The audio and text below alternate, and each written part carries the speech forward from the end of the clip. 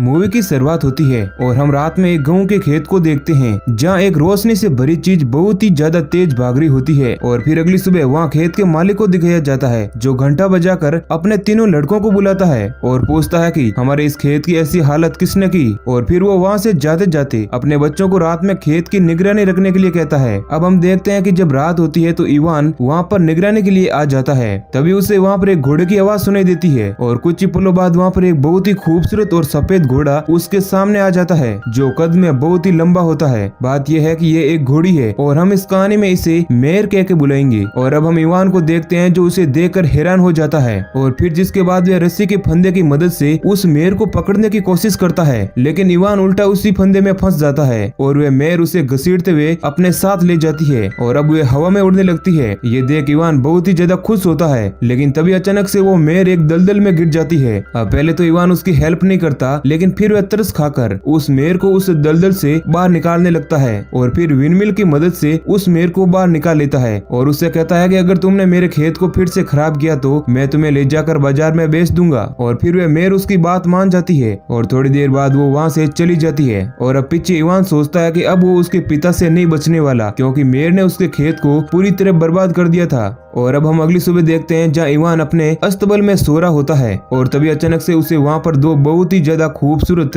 घोड़े दिखते हैं और वहीं पर उसे एक छोटा सा और घोड़ा दिखता है जिसका नाम फाल होता है और वो बात भी कर सकता है। अब फाल इवान से कहता है कि ये दो घोड़े मेरी माँ ने तुम्हारे लिए तोहफे के तौर पर भेजे हैं और साथ ही कहता है कि तुम्हें एक मेंटर और दोस्त की बहुत ही ज्यादा जरूरत है क्योंकि अभी तुम बहुत ही छोटे हो। और तभी वहाँ पर इवान के पिता आने लगते हैं, लेकिन फॉल इवान को खुद पर बैठा कर इतनी तेज रफ्तार से भागता है कि वो कुछ ही सेकंड्स में कई किलोमीटर दूर तक चले जाते हैं। और फिर फॉल की सिटी में इतनी जोर की आवाज होती है कि वहाँ पर दो घोड़े भी भागकर इवान के पास आ जाते हैं और उसी वक्त इवान फॉल से कहता है कि वो इन दोनों घोड़ों को बाजार में बेच देगा। और इसके बाद हमें इवान बाजार में नजर आता है और वो बाजार को देखकर बहुत ही ज्यादा खुश होता है और फिर सभी लोग इवान के घोड़ों को देखकर उनको खरीदने की कोशिश करते हैं, लेकिन फॉल इवान से कहता है कि तुम इन घोड़ों को बेंच पर बैठे उस आदमी को बेच दो। लेकिन इवान उन घोड़ों को राजा को बेचना चाहता है ताकि वे बहुत ही ज्यादा पैसे कमा सकें। और इसके बाद हमें उस राजा को दिखाया जाता है जो अपने महल में बैठा एक मक्खी को मार रहा होता है और फिर राजा अपने मंत्रियों के साथ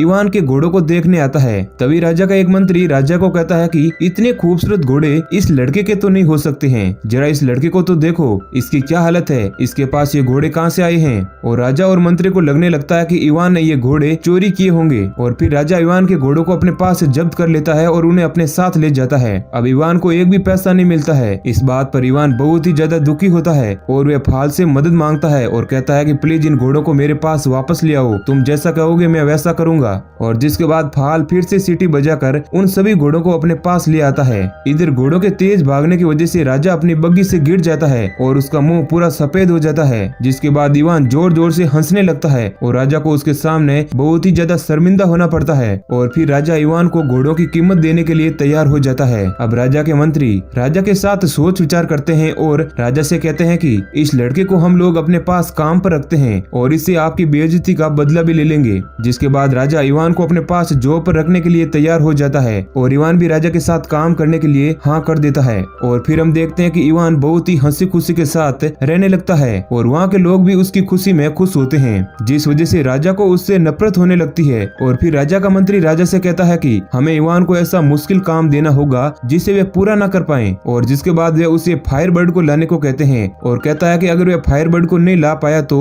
वे लोग उसे जान से मार देंगे। अब बात यह है कि फायरबर्ड को आज तक कोई भी नहीं ला पाया है और ये काम करना लगभग नामुमकिन है। जिसके बाद इवान फॉल से कहता है कि हमें राजा ने जो मुश्किल काम दिया है हम उसे पूरा करेंगे, जिसके बाद राजा हमको बहुत सारा सोना देगा। लेकिन फॉल राजा की नीयत को पहचान जाता है और इवान को समझाता है कि तुम्हें इस काम को एक्सेप्ट नहीं करना चाहिए, ये बहुत ही मुश्किल है और खतरनाक है, इसे आज तक कोई नहीं कर पाया है, इससे तुम्हारी जान चली जाएगी। लेकिन इवान नहीं मानता है। फिर फाल इवान को अपनी पीठ पर बैठाकर दूर दराज एक जंगल में ले जाता है जहाँ उसे ड्रीम नट्स दिखते हैं। और ड्रीम नट्स जब इवान खाने लगता है तब फाल इवान से कहता है कि अगर तुम इसे खाओगे तो तुम्हें बहुत ही ज्यादा गहरी नींद आएगी। और फाल कहता है कि ड्रीम नट्स फायरबर्ड को बहुत ही ज्यादा पसंद होते हैं, अगर फायरबर्ड ने इसे खा लिया तो उसे भी बहुत ही गहरी नींद आएगी और जिसके बाद हम उसे पकड़ लेंगे। और फिर वे दोनों रेगिस्तान में जाते हैं जहाँ फायरबर्ड जमीन के अंदर होते हैं। और फिर इवान ड्रीम नट्स को रेत पर फेंकता लगता है और तभी फायरबर्ड रेत में से निकलता है जिसमें से बहुत सारी चिंगारी निकल रही होती है और वे आसमान में उड़ने लगता है, जिसे देखकर इवान बहुत ही खुश होता है। अब फायरबर्ड उस ड्रीम नट्स को देखता है और एक एक करके ड्रीम नट्स को खाने लगता है और उनको खाने की वजह से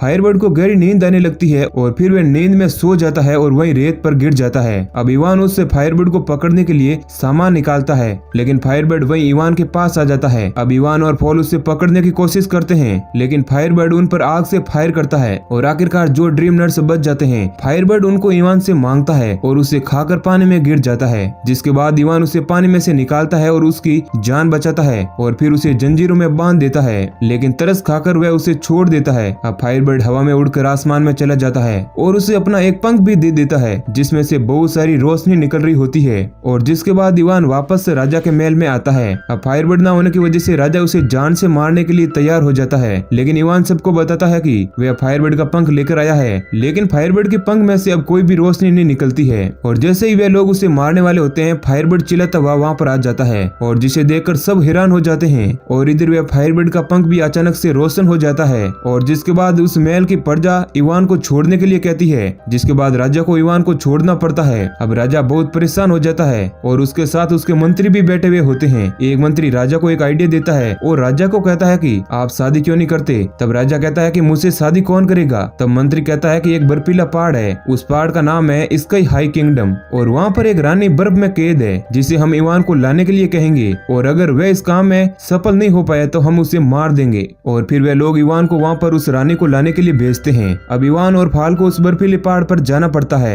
जहाँ पर वो लोग एक चट्टान पर जाते हैं। जब इवान उस बर्फीले महल के अंदर जाने की कोशिश करता है तो वह किसी चीज से टकरा कर नीचे गिर जाता है और फिर वह जब सामने देखता है तो उसके सामने एक बर्फीली दीवार होती है और जिसके बाद इवान अपनी जेब में से फायरबर्ड का पंख निकालता है और उस दीवार को चीरता हुआ अंदर चला जाता है और वह दीवार टूटकर इवान के सामने ही गिर जाती है। अब इवान अंदर जाता है और देखता है कि वहाँ पर बहुत सारी रानियां सो रही होती है और तभी फायरबर्ड का पंख उड़कर एक रानी के ऊपर आ जाता है और वो रानी उठकर खड़ी हो जाती है और इवान समझ जाता है कि यह वही रानी है जिसे वो लेने आया है और फिर इवान रानी से कहता है कि हमारे राजा आपसे शादी करना चाहते हैं। तब जवाब में रानी कहती है कि मुझे तुम्हारे डरपोक राजा से शादी नहीं करनी, क्योंकि अगर वो मुझसे शादी करना चाहते हैं तो वो मुझे यहाँ पर बचाने के लिए खुद क्यों नहीं आए। और फिर रानी कहती है कि वो कूद कर अपनी जान देने वाली है और फिर इवान और रानी की बात यहीं पर खत्म हो जाती है और रानी जो है चट्टान से कूद जाती है। इवान बिना सोचे उसके पीछे कूद जाता है ताकि वे उसे बचा सकें और जब वो दोनों नीचे गिरने ही वाले होते हैं तभी रानी इवान को बताती है कि मैं मजाक कर रही थी, मैं तो इसलिए नीचे कूदी हूँ कि मेरा ड्रेस हवा में उड़ सकता है। और फिर इवान की गलती की वजह से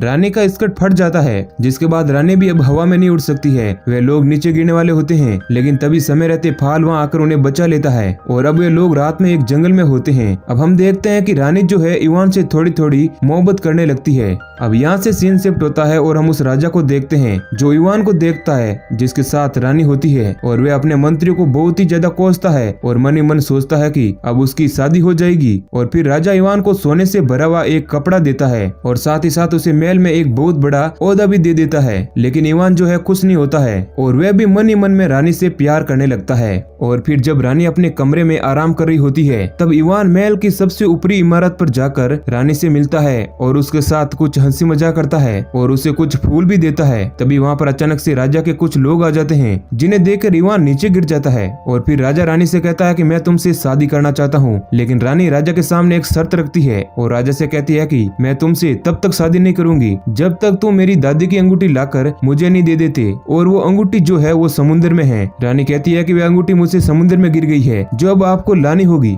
और इधर इवान दरवाजे के पीछे से ये सब कुछ बातें सुन लेता है और वो राजा के सामने आ जाता है और कहता है कि अंगूठी लेकर मैं आ जाऊंगा और फिर ये टास्क राजा इवान को दे देता है। अब रानी इस बात से इवान से बहुत ही ज्यादा गुस्सा हो जाती है और हम देखते हैं कि अब इवान और फाल आपस में बहुत ही ज्यादा कंफ्यूज होते हैं क्योंकि अंगूठी कहाँ होगी इसका किसी को कुछ पता नहीं होता है। और फिर तभी फाल को उसकी माँ की शक्तियों से पता चलता है कि वह अंगूठी जो है उसे एक व्हेल मछली ने खा लिया है और वह व्हेल मछली एक समुद्र के बीचों बीच में है और फॉल को उसकी माँ की पावर से उसे वहाँ जाने का डायरेक्शन भी मिल जाता है। और जिसके बाद फॉल इवान को अपनी पीठ पर बैठाकर उड़ते हुए समुद्र के पास ले जाता है और वो लोग जब हवा में उड़ रहे होते हैं तभी कुछ पंछियों से टकराकर इवान समुद्र में गिर जाता है और जहाँ पर वह देखता है कि कुछ जंजीरों में वह व्हेल मछली फंसी हुई है और अब इवान के ऊपर समुद्र की बहुत ही बड़ी लहर आने वाली होती है, लेकिन फाल उसे आकर बचा लेता है। और फिर जब वे दोनों किनारे पर होते हैं तो व्हेल मछली जोर जोर से आवाज निकालने लगती है, जो फोल मछली की भाषा को ट्रांसलेट करके इवान को बताता है कि इस व्हेल ने बहुत सारे जहाज को निगल लिया है, इसलिए यहाँ के जो सेलर है उन्होंने इस मछली को जंजीरों में कैद कर लिया है। और उसी टाइम फोल को चीख आ जाती है और इसी से इवान को आइडिया आता है। इवान फोल को लेकर मछली के पेट में जाता है और हर तरफ घूमने लगता है और फोल के पंख से गुदगुदी करने लगता है, जिस वजह से व्हेल मछली को छींक आ जाती है और उसकी धीरे धीरे सारी जंजीरें खुल जाती है। अब व्हेल के पेट में जो समुद्री जहाज है वो बाहर आने लगती है और फिर समुद्र के किनारे इवान बहुत अफसोस कर रहा होता है कि उसने तो व्हेल से वे अंगूठी मांगी ही नहीं। और तभी वहाँ पर एक केकड़ा आता है जो इवान को वो रिंग दे देता है और फोल केकड़े की बात को ट्रांसलेट करके बताता है कि व्हेल जो है हर इंसान की बात जानती है, इसलिए उसने ये अंगूठी तुम्हारे लिए भेजी है ताकि तुम राजा को दे सको। और फिर इवान और फोल अंगूठी लेकर रानी के पास जाते हैं। तभी राजा का मंत्री इवान को देख लेता है और फिर इवान रानी को वो अंगूठी दे देता है, जिसे देखकर रानी बहुत ही ज्यादा हैरान हो जाती है। और इधर राजा अपनी बंदूक से फोल को गोली मारकर नीचे गिरा देता है और इवान को रानी को किडनैप करके एक जुरो में काल कोठरी में बंद कर देता है और उसके पास से वे फायरबर्ड लेकर उसे एक बॉक्स में बंद कर देता है। और अब उसे कुछ ही दिनों बाद सजाए मौत दी जाएगी, जो राजा ने फैसला सुनाया है। और फिर रानी जो बहुत ही परेशान होती है और उस रानी को अब एक चूजे की मदद से फोल मिलता है और हम देखते हैं कि फोल जो है अभी भी जिंदा है। और फिर रानी फोल को बताती है कि उसने इवान को बचाने के लिए थोड़ा दिमाग लगाया है और वो राजा से बात करती है और उससे कहती है कि वह उनसे तब तक शादी नहीं करेगी जब तक तुम 3 बाथ टब पानी से नहीं नहा लेते। और राजा को कहती है कि पहले बाथ में गर्म खोलता हुआ पानी होगा और दूसरे बाथ के टब में बर्फ जितना ही ठंडा पानी होगा और तीसरे बार टब में गर्म दूध होगा और ऐसा करने से तुम जवान हो जाओगे और फिर मैं तुमसे शादी कर लूंगी। फिर तभी वहाँ राजा का मंत्री आकर राजा को आइडिया देता है कि हमें ये सब प्रोसेस पहले इवान से करानी है, ताकि अगर वह मर भी गया तो हमारा क्या जाएगा। और फिर रानी फोल को बताती है कि अगर हमें इवान को जिंदा बचाना है तो हमें पहले खोलते हुए पानी में मेरी दादी की अंगूठी डालनी होगी और उससे बचने के बाद हमें ठंडे पानी में उस फायरबर्ड का पंख डालना होगा और तीसरे बार टब में उसे जिंदगी और मौत का फ्लावर डालना होगा, जो दुनिया के आखिरी हिस्से में है। और रानी कहती है कि उसे जो भी तोड़ कर लाएगा वह मर जाएगा, मगर फोल बिना सोचे समझे उस फ्लावर को तोड़ने के लिए चला जाता है। फोल तेजी से भागता हुआ उस फ्लावर को लेने के लिए जाता है और उसे तोड़ देता है। और वहीं दूसरी तरफ हम देखते हैं कि 3 बड़े बड़े बार टब में वह सारी प्रोसेस रेडी हो जाती है और उसी वक्त वहाँ पर इवान को भी लाया जाता है। और राजा प्रजा के सामने कहता है कि अगर इवान ने ये तीनों टास्क पूरे कर लिए तो मैं उसे जिंदा छोड़ दूंगा। और इवान को खोलते हुए पानी में फेंक देते हैं और तभी रानी अपनी अंगूठी निकालकर उसे पानी में डाल देती है और जिसके बाद इवान पहले टास्क को आसानी से पार कर लेता है। और जब दूसरे टास्क में जब इवान ठंडे पानी में गिरता है तभी वहाँ पर फायरबर्ड आ जाता है और वो जोर से चिल्लाता है और तभी उस बक्स में बंद वो पंख उड़कर वहाँ आता है और पानी में गिरता है, जिसे इवान उड़कर गर्म पानी से दूध में गिर जाता है और वह बहुत टाइम तक गर्म दूध में से नहीं निकलता है। जिसके बाद वहाँ के सभी लोग दुखी हो जाते हैं और वो लोग समझते हैं कि इवान अब मर चुका है और वो लोग वहाँ से जाने लगते हैं। तभी वहाँ पर फूल आ जाता है और उस फूल को गर्म दूध में डाल देता है और फिर इवान उस गर्म दूध से निकल जाता है, वो भी बिल्कुल सही सलामत और एक राजा की तरह। और सब लोग उसे देखकर बहुत हैरान होते हैं। जिसके बाद राजा भी उस खोलते हुए पानी में जाता है, लेकिन राजा एक बबल में फंसकर वहाँ से उड़कर बहुत ही दूर चला जाता है। और जिसके बाद वहाँ के लोग अब बहुत ही खुश होते हैं क्योंकि वे राजा उस राज्य के लिए अच्छा नहीं था, वे एक मतलबी इंसान होता है। अब उसके जाने के बाद वहाँ की प्रजा इवान को अपना राजा मान लेती है और तभी रानी और इवान फाल को ढूंढने लगते हैं और हम फाल को देखते हैं जो खुद को मरा हुआ समझता है। और तभी रानी उसे बताती है कि तुम बिना सोचे उस फूल को ले आए, इसलिए तुम अभी तक जिंदा हो। अगर तुम डरकर उस फूल को लाते, तुम्हारे हौसले बुलंद नहीं होते तो तुम मारे जाते। अब ये सुनकर इवान बहुत खुश होता है कि फूल उससे कितना प्यार करता है। और आखिर में हम देखते हैं कि इवान और रानी की शादी हो जाती है और इसी सीन के साथ मूवी एंड हो जाती है। तो ये कहानी अगर आपको पसंद आई है तो वीडियो को लाइक जरूर करें। ऐसे ही और वीडियो पाने के लिए हमारे चैनल को सब्सक्राइब करें। धन्यवाद।